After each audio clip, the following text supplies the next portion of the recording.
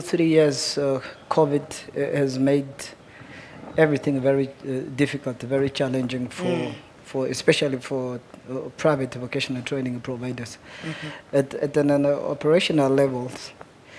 I think the challenge here is the funding, right? Yes, as much as we have access to the grant, to the training levy, the challenge, the fund has not been able to come forth as it is desired. Now, in return, it put burden on the shoulder of the trainees, because if you are to run the operation of the institution and there is no fund as much as is desired to be from our colleagues, then you need to put a little burden on the trainees to pay for you to be able to run smoothly your operational level. It has been challenging so much as that some of the institution, even our members, their institution are closed down because of that. I think it is also contributed by the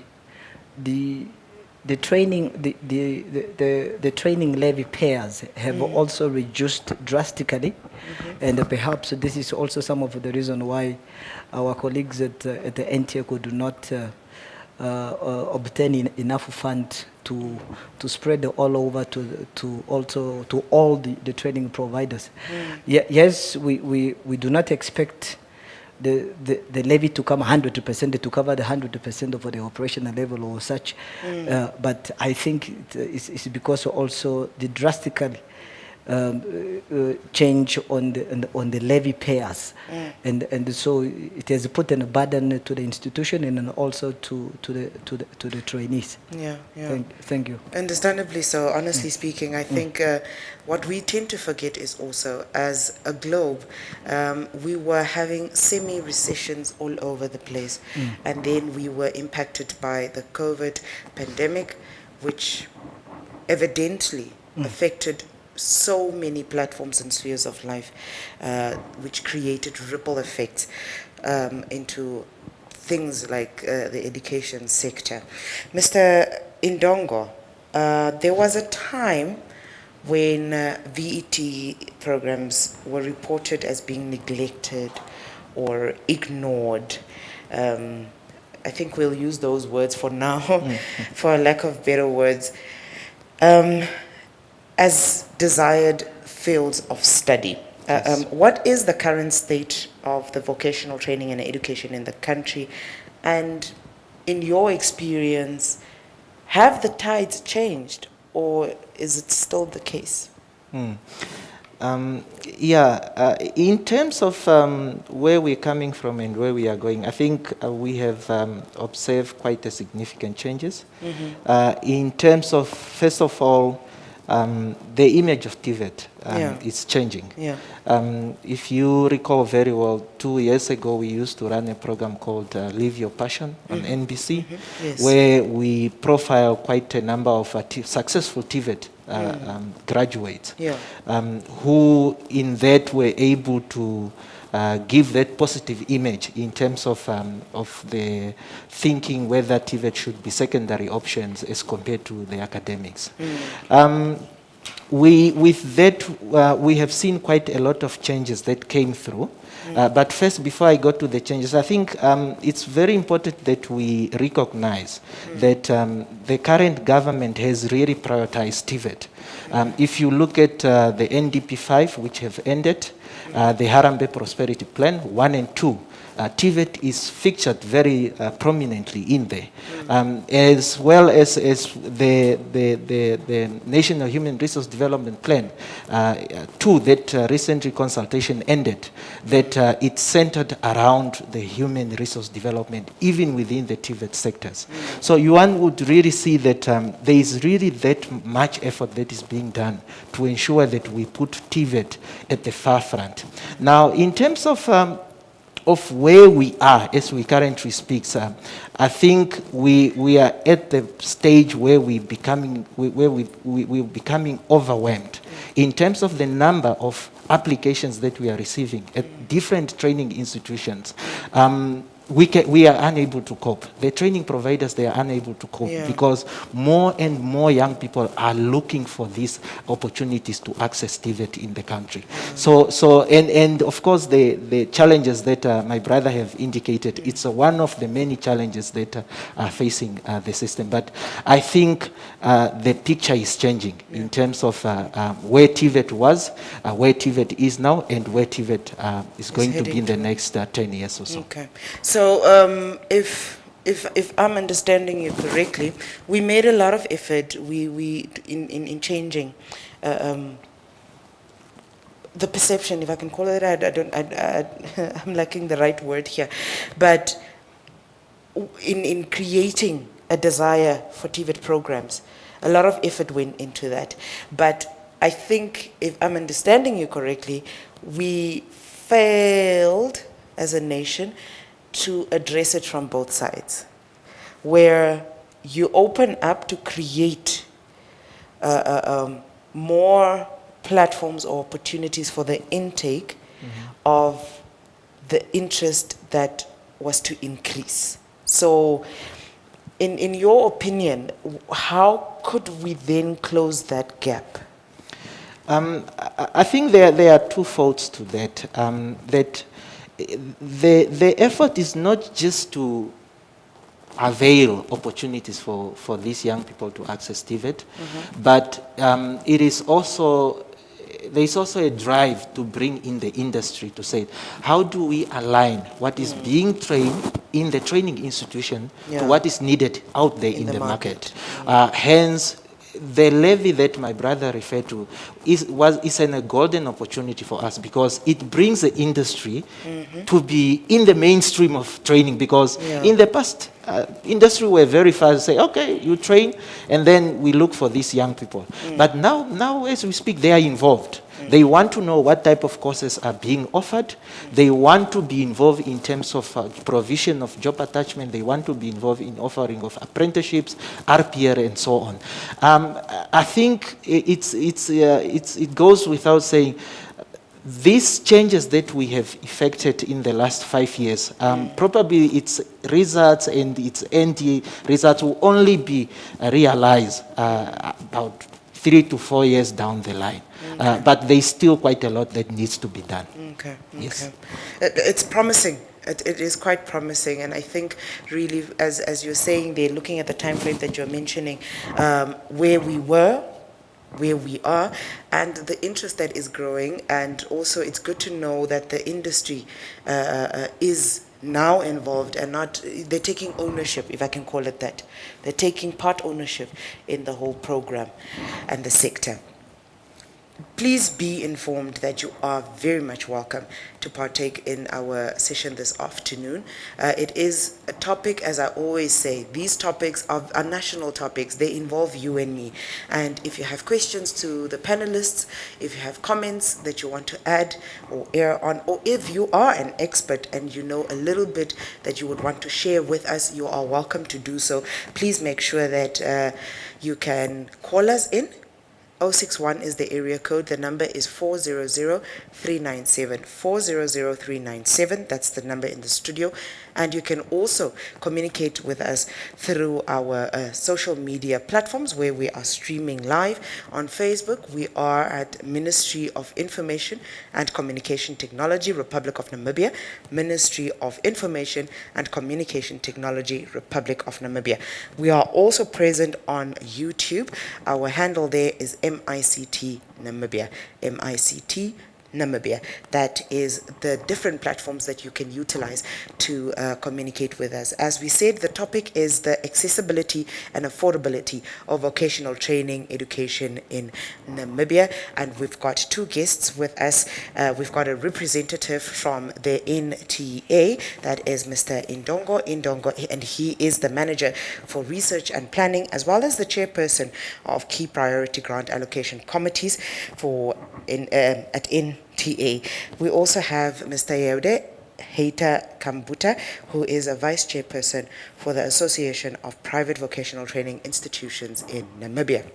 Now to continue with our discussion, Mr. Kambuta, most industrialized countries have prioritized vocational education to boost the labor market, as well as to benchmark the skills. And I think that is what Mr. Ndongo was referring to a little earlier on. Is this the same case in Namibia? And what is the role of TVET in the Namibian economy? Benchmarking of the TVET with international brand. My brother here mentioned work integrated learning, where work integrated is, which is a training based theoretical and practical training, where the trainees receive a certain percentage for theoretical training institution, and the practical is that business or company, and it is linked. There must be a link and an agreement between the training provider and a specific company. In Germany, they do it very well. I think they have what they call it is a dual training program, which is the same as work integrated learning. A trainee spend 1 month. Trainees spend 1 month at the training institution, and then another 1 or 2 months at the practical doing a practical. Yes, in Namibia is there. Our colleagues at the NTA, they also impact on that. Work integrated learning is moving, and it perhaps we have started recently, and it just needs to be reinforced, and we needed to integrate everyone. The big conglomerate company also have to come in, and those are the ones that have really to take up a large chunk of the trainees. And then you have the SME also. The SME also have to come in and to also to support. It is very important that is reinforced, and support must come in, especially for SME that are taking on the trainees. That goes together, I think, with internship or industrial attachment. The policies are there. The system is there. It's very clear, and the importance of work integrated learning, the importance of entrepreneurship is very important. But it is always a challenge. There's always a challenge. You would want to see a trainees going for attachment after completing a specific level of qualification. But how do you make it that accessible? Is funding. For example, you have students or trainees in Katutura there. They walk all the way from Havana, Greenwell, and it means they don't have a tax money. Right? Transport fees is nothing. So at the end of the day, they complete a qualification, and now they have to go for attachment. And you got attachment in town. So this trainee cannot walk from Katutura to town. So how do now we make it accessible for this trainee to get that industrial exposure? So fund have to come in. And we are not saying it's only NTA that must come in here, 100%. What are our colleagues in the market doing? What are these all the other big companies that are also benefiting from the resources and the economy of this country? So this is the benchmark. Other countries are doing very well. Why are we not doing or to pass or be more competitive than others? I think it's reinforcing and implement all those system policy that are in there. Now, maybe we have a very beautiful, pure policies, but we don't implement these things.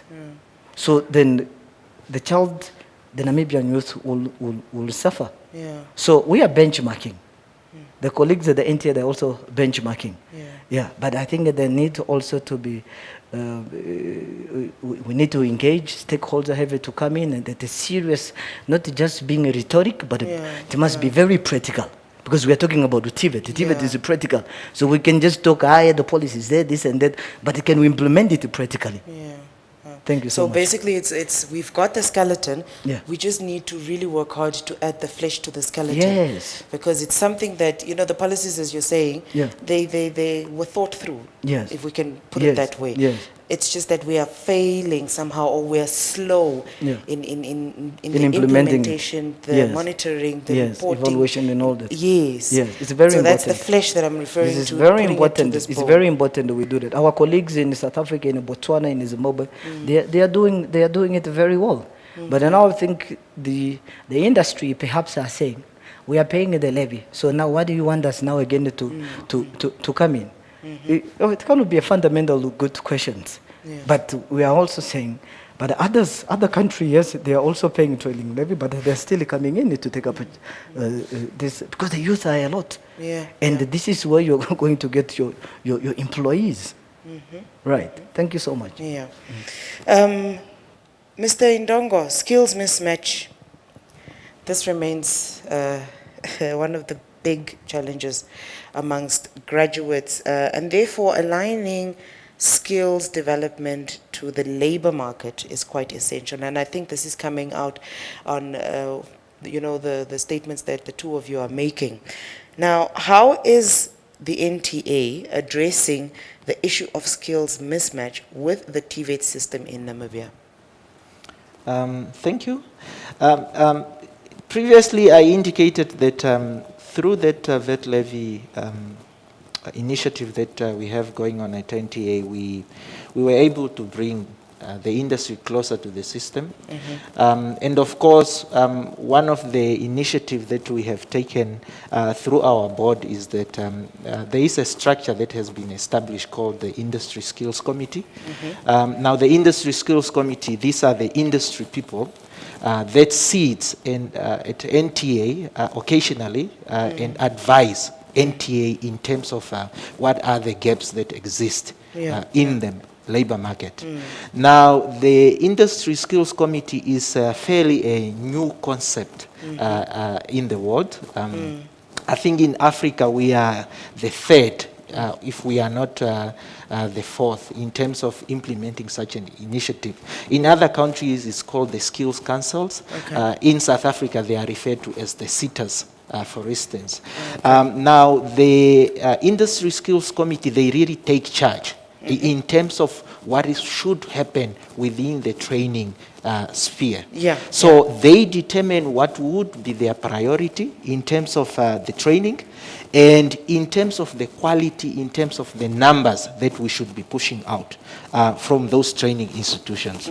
So they are a legal body, they are appointed by our board, and they serve on terms to say, for this term you serve, if you find out that you are not performing, then your term will not be renewed.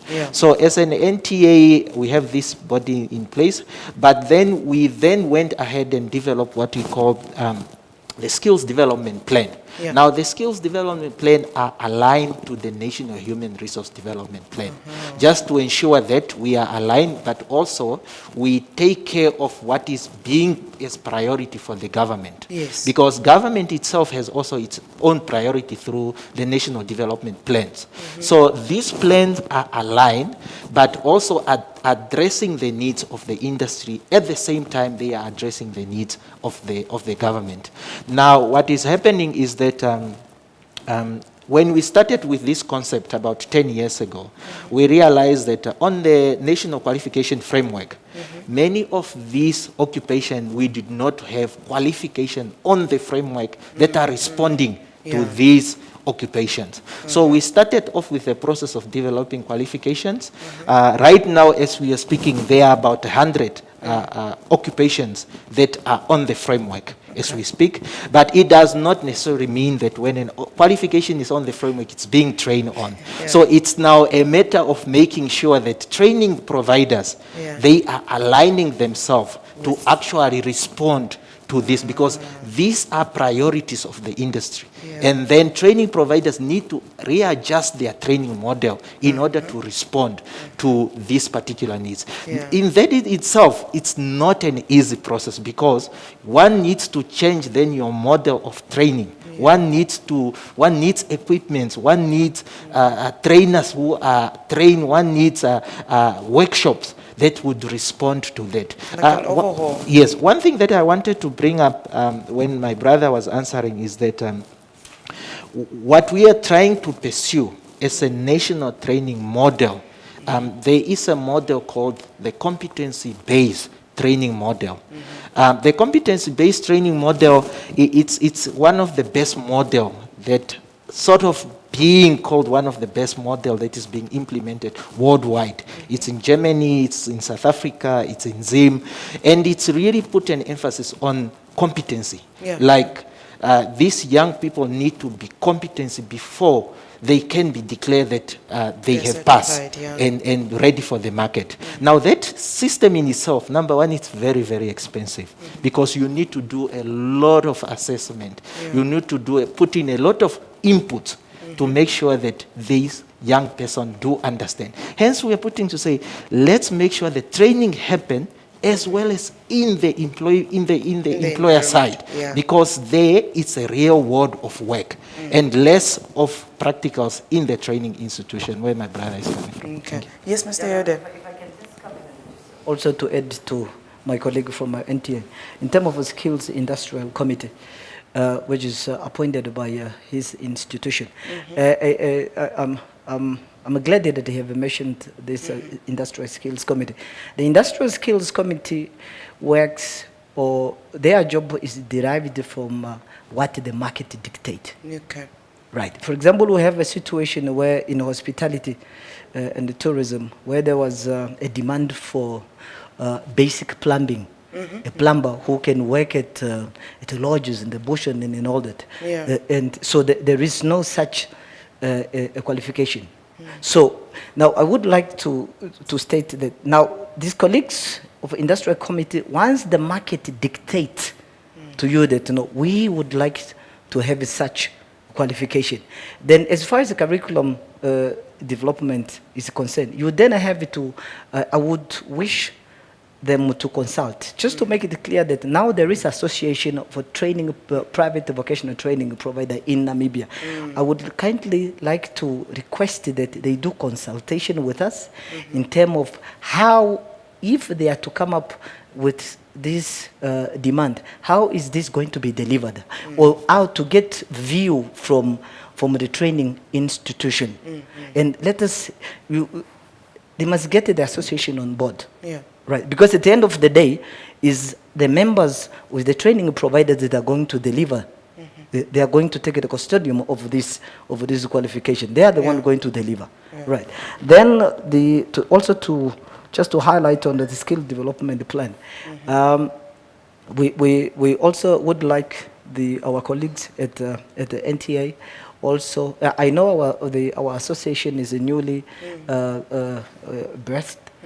Last year as an infant, but we are already producing a result. We would like our colleagues at the NTA, as soon as the next skill development plan is approved, they must make it available to us, so that we can all our members are aware of what is ahead of us, as far as our national planning is concerned. I'm sure the skill development plan is aligned to that, to all our NDPs and Harambe prosperity.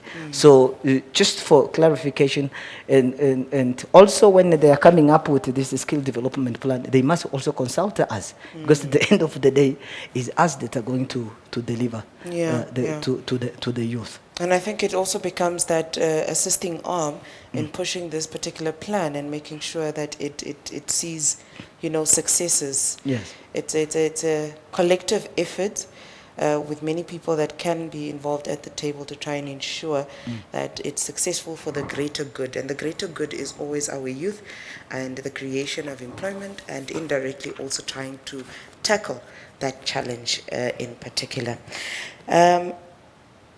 Mr.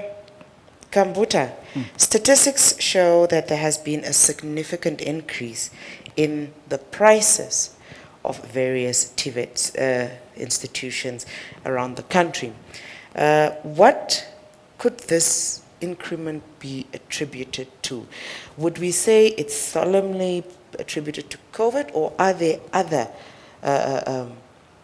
elements that come into play? Sorry, I don't know if I got your question correct. Are you saying the prices? Do you mean the tuition fees? Yeah, the fees at various or institutions. the increase on the yeah on the qualification of to the which accrued to the trainees. Yes. That what the trainee pays at the Yeah. end of the day. Yeah. Look, all this will come back to funding. TVET is a very expensive exercise if it is meant for quality training, and if it's meant, if you would like to produce competent, ready for work apprentices or trainees, it's very expensive. Now, we know the social issue in this country that our people cannot afford the TVET. Hence, you have this program of financial assistance of training levy, NASFAF, and the Social Security Development Fund. So if this funding is not coming forth, then the institution is forced to increase the tuition fees to cover the operational, to cover. Imagine you have a qualified instructor. The qualified instructor invite competitive reward at the end of the day. Yeah. So if the fund is not enough, then we are forced to increase the tuition fees, and that will become a burden for the trainees. And at the end of the day, there will be no access to TVET. So also the new tools and equipment, modern tools and equipment, become very expensive. TVET, you need to improve. Yeah, it's evolved. You need to improve now and then. So then, where do you get? If you are aimed and passionate and you would like to produce a competent trainees, you need to replace those tools. So where does the fund come? Yes, our colleagues are doing what they can do. Yeah. But then obviously I needed to increase the tuition fees. I think that could be the reason. It's not only that it's COVID, but it's a natural phenomenon. Even after 5 years, the tuition fees will always shoot up, because also the manufacturers, the companies that are manufacturing new technologies also invite those new technology tools and equipment are expensive. So it's always like that. They have it to be like that. Thank you so much. So as much as we would want to push a lot of things to get done, to have successes in many fields with regards to making sure we equip our youth, we create the opportunities and platforms, money always becomes that one huge hiccup that we tend to hit our heads on. And again, it's as we keep saying, it's a collective effort that would really assist us to break these bolts of rocks that keep stumbling in. As we said, it is a national conversation. You are welcome to air your views, comments, and ask your questions. And on Facebook currently, from Ms. Claudia Kahamba, there is a question, and she wants to find out. She's saying, I want to know if we grade 12, I believe when she says old, she's referring to the legacy curriculum, we are going to institutions or not. And if not, you guys must put an agreement for us to proceed. I want to know if we, grade 12 learners on the previous curriculum, I believe, if I understand her correctly, whether they qualify or they will be allowed to enroll into these various institutions, and if not, can there be an agreement put in place for them to proceed to do so? I don't know, Mr. Yeah, I think that one is mine. For the association. The answer is yes. Okay. Yeah, they can be enrolled. But I'm a bit disappointed to see someone with a grade 12, which was phased out, I think, 2 years ago, something. Yeah, but Yeah. I believe that Yeah. they probably are still able to, let's say, for example, improve their marks or so on. There was still that opportunity for them to do so with the part-time institutions on the old legacy curriculum. You see, the TVET is, at our association, we would like to put it this way, that it's not fair to put a criteria on TVET for someone to enroll at an institution of technical vocational education training. We don't want to put a criteria there that you must have a grade 12. Yes, some of our institutions have grade 9, grade 10 and all. We're looking at someone who have the passion and an energy to acquire technical training, right? So if you are out there and you are ready and you have a passion and you are able to go into hospitality and go all the way, become a chef and go all the way, articulation, the process, go till it become an entrepreneurship and go to our academic, NAST, and acquire a degree and the master. This is, TVET is the way. Our private vocational training institution, we will panel beat your moral, we will equip you with the skills, and then you will understand and appreciate the importance of a technical vocational education. So the answer is yes, you can enroll. Yeah. So basically, Claudia, I hope that your question has been answered, and if we can grasp anything from what Mr. Kambuta just said, approach these institutions. If you have identified what it is that you want to do, and you've identified an institution that you feel aligns with what it is that you want to venture into, approach the institution and find out what it is that you can do, at what level you can qualify to enter into this institution. And if not, I believe Mr. Kambuta's association, their doors are open to maybe further answer any other queries that you have, or maybe even assist you if you have any hiccups. We have another question here, or comment. Vistorina Tulimuo Titus is asking, NTA must change their curriculum, because our curriculum is very limited, and approve more institutions so that we can be able to accommodate our youth.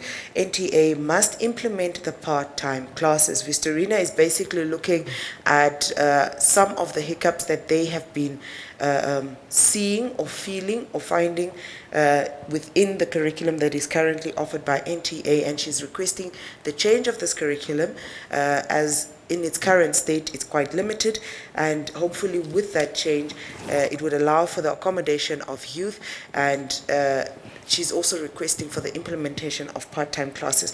Mr. Ndongo, maybe you can give us a little bit of insight on what Ms. Titus is referring to.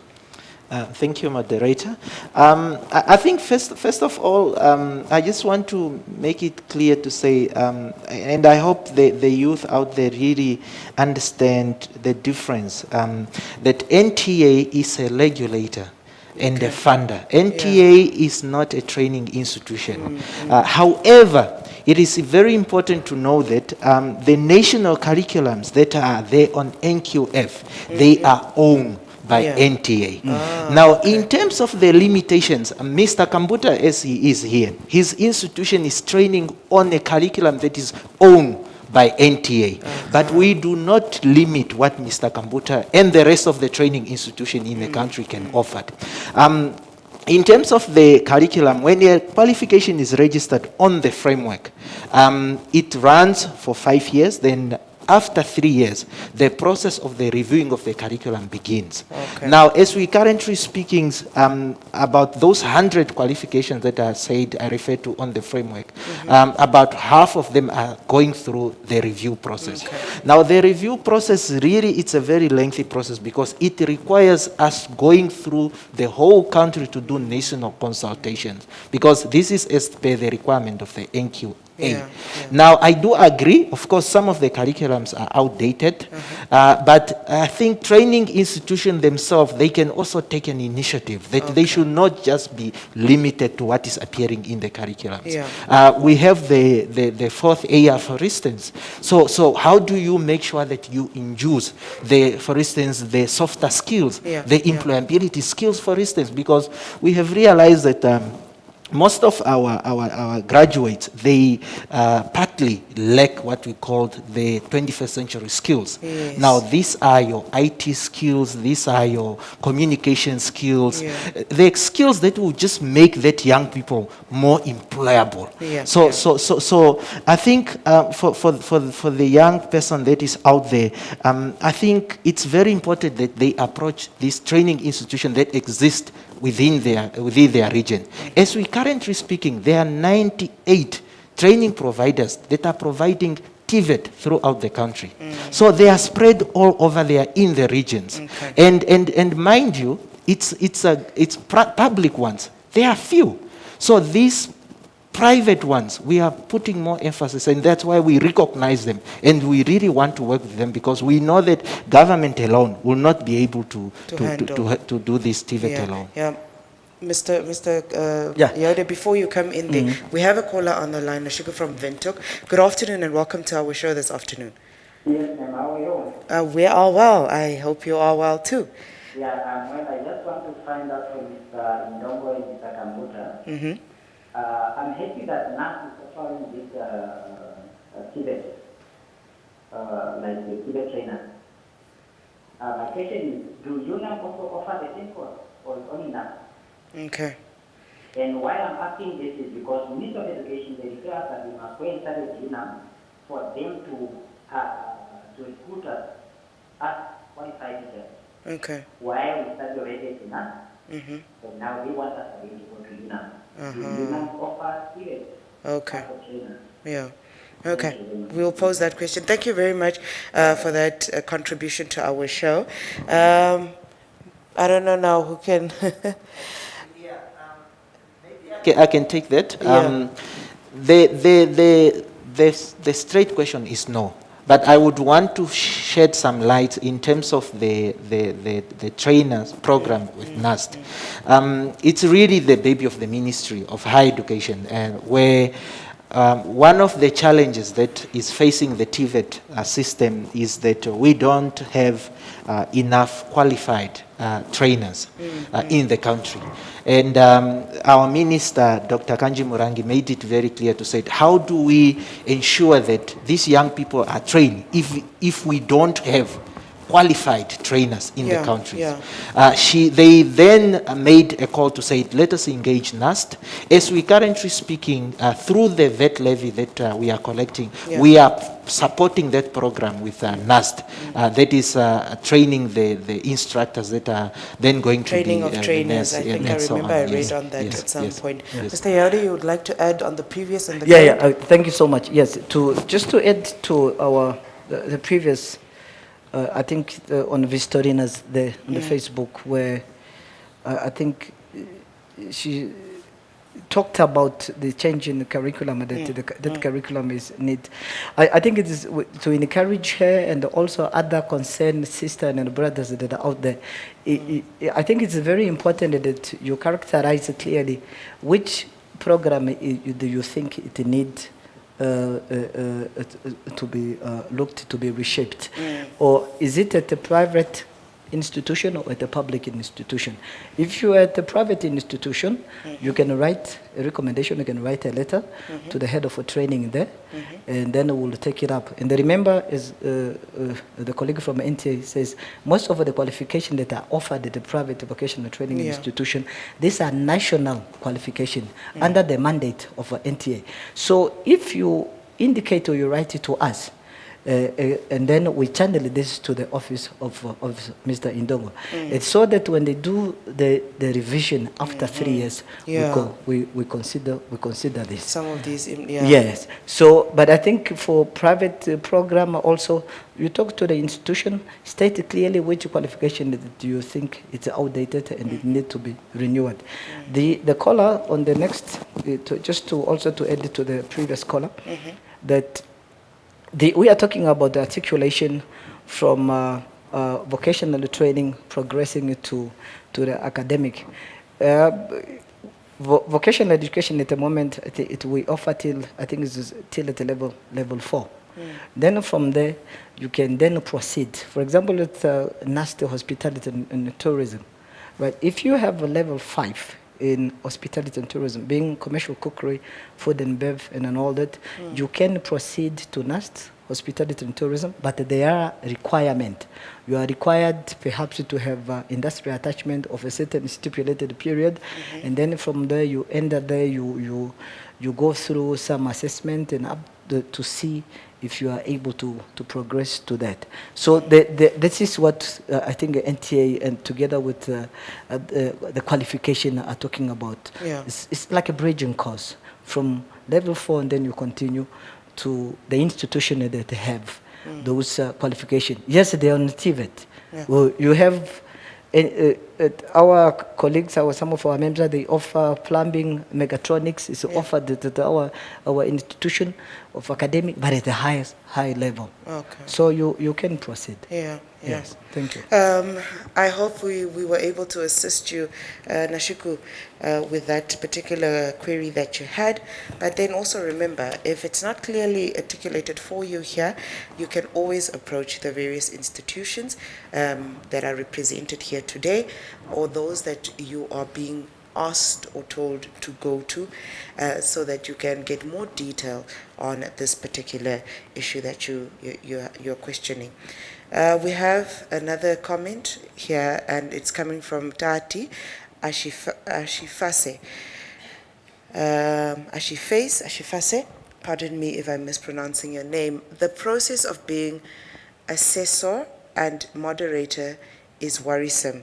Can NTA please do something about it? The process of being assessor and moderator is worrisome. Can NTA please do something about it? Maybe you can, Mr. Indongo, can just give us a brief explanation with regards to an assessor and a moderator, and why it's seemingly being done by one body or one person. Because if I understand Tati's question here, it's as if somebody's being a player and a referee at the same time. Thank you. I'm not so sure what exactly the concern is, but the process of assessor and moderator is very clear. In TVET system, we don't allow instructors to qualify the students. That means that we don't allow them to mark and determine whether this is ready for the market or not. What we do is that we use what we call assessors and moderators. These are industry people who would come and assess and moderate to determine whether these young people are ready for the market. Hence, our process is it's a little bit, I'm always get a bit excited about it, because at the end of the day, you will not blame this institution of Mr. Kambuta, because it was not him who certified his young people. So that means that when Mr. Kambuta is ready for his student to be assessed, we will, for instance, go to hotels. We'll go to Hilton and say, do you have a qualified assessor here? Then he comes, he goes to his kitchen, he see how his kids are preparing meals, he see how they are serving the meals, and that particular assessor will then say they are ready for the market or they are not. So I'm not so sure whether the concern there is the process in terms of whether how the assessors are being selected or how the assessors conduct their assessment, because it's very tough and you can fail. If you are not ready, those guys in the industry, they said, we are not ready. Hence, you need to remain at the training institution. Okay. Yeah. Okay. Ms. Tati, we're not sure whether we have been able to answer or, speak to the concern that you are referring to. Maybe you can just come back to us and give us a bit more clarity on where exactly do you see a problem and what is that particular problem. We've got Omes Hatani, and Omes is asking or stating, private TVT are cutting so many corners. Who is checking that they are doing things correctly? So Omes is referring to the private TVET. Yeah. So Mr. Kambuta, maybe you can take that one. It's a mess. Your question is very vague. Cutting many corners. I don't know how many corners you're talking about, and I don't know which corners. What are those corners possess? I'm not so sure. Perhaps you can just rearrange your question again and make it clear to us, and then perhaps we can give you the desired answers. At the moment, I'm reading Arabic. I don't understand. Okay. Yeah. Omes, please come back to us with a little bit more clarity, or at least give us examples of what you're referring to when you are speaking about the cutting of corners, so that maybe we have something a bit more direct that we can approach from with regarding to responding to your question. You are very much welcome to give us more comments on our Facebook social media platform, and if time allows, we will continue answering these questions. Mr. Indongo, you keep referring to a levy. Now, if our assessment is correct, this was gazetted, or in 2014, the government gazetted regulations pertaining to the VET levy as a funding vehicle for the TVET sector in Namibia. Can you please talk to us about this fund and how it is collected and how it is utilized to improve TVET systems in general? Just give us a brief overview of it. Okay. So the levy, as I earlier indicated, in Africa, I think we are about 6 countries that are implementing training levy, if I'm not mistaken. Namibia being sort of the last one to come on board. So we did quite a lot of benchmarking. South Africa, Botswana, and the rest of the countries that are doing that. And this was really for the purpose because TVET has been underfunded for many, many, many years. And we said, look, how do we improve funding within the TVET spheres? Now, the levy as it currently stands, and as you rightly put it, it's another form of tax. Where we tax companies that have a payroll of a monthly of 1 million. So then you qualify to pay 1% of your payroll to us in a separate account, ring-fence account, where, of course, in eventualities, we know that nobody can touch that particular levy. And, of course, that levy then it's divided to say 50% go to what we call the employer training grant, and then the 35% goes to, or the 15% it's for the administration of the levy itself. The 35% it's really now what we called the key priority grants. Now the 50% goes back to the industry in an event where they conduct any training for their staff. Now, it's done in that way because we want to encourage even employers themselves to train, because training has been neglected for many, many years. There are companies that don't want to train at all. They rather just poach from other companies. But with this particular levy and this funding opportunity for the ETG, we are kind of encouraging them to say, if you train your people, then you can recover whatever that you invest in them through this particular process. So in as much as they pay that money to us, we then give it back to them because we know that it's an investment into their human resource pool. Now the 35%, this is where priorities, industry priorities are being funded. Remember I talked about the sector skills plan? So when industry identify priorities, they are being funded under this 35%. And this is sort of the grant committee where I am chairing it in terms of the allocations. So what happened is that when SDPs are out there, employers or training providers, we open up a window opportunity to say the funding opportunity is now open. So the training provider then submit proposals to us, we evaluate, and then we fund based on the funding framework which we have at NTA. And then, of course, the remaining 15% is basically for the administration that pay paying those that are working on the levy. But it goes without saying that, of course, there are quite a lot of challenges that comes with the whole administration of the levy itself. Yeah. Currently, as we speak, it's a billion fund as we speak, but most of the funds are sort of already committed. Okay. Many of these, what we call key priorities, are identified by our board. So in as much as NTA can run out of funds, but we will never touch that funds because our operations are covered by the government, because the initial agreement was that in other countries, government pay the levy though. But in Namibia, government decided that they would be exempted to pay the levy as long as they continue to fund the operations of the NTA. Okay. So that would then also allow us not to mess with the funds. Okay. Yes.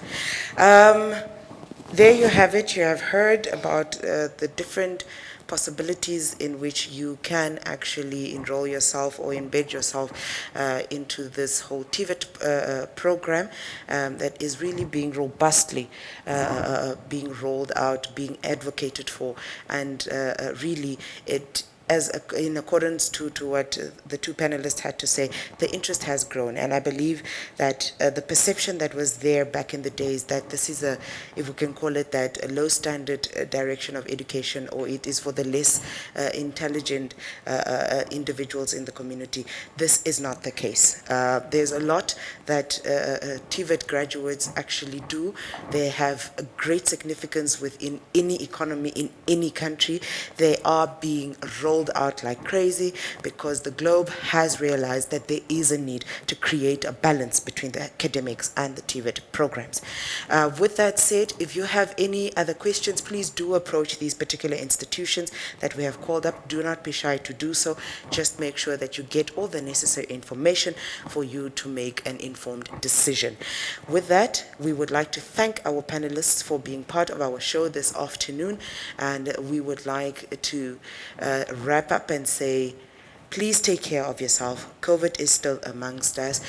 We should please stick to the regulations in place to try and ensure that we keep the control and the cap on these numbers and avoid them from causing any deaths. From myself, Shianwa Desire Kahia, and the production crew, thank you and bye-bye.